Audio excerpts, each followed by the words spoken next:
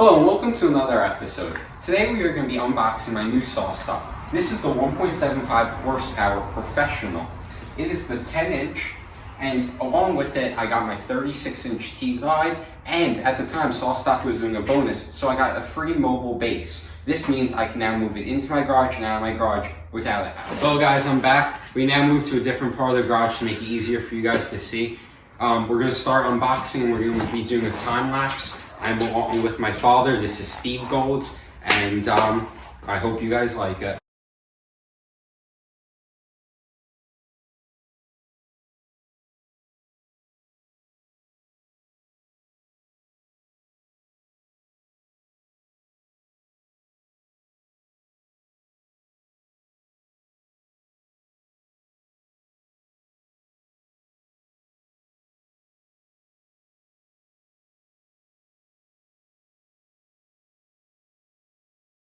Hello everyone, I just want to talk about this part right here. Everyone says that it looks rusted when it first comes out, and many people, as always, worry about their tools and do not want it rusted. So I just wanted to let you guys know is a protective covering that they have on top of the saw, that this will be gone in a later moment.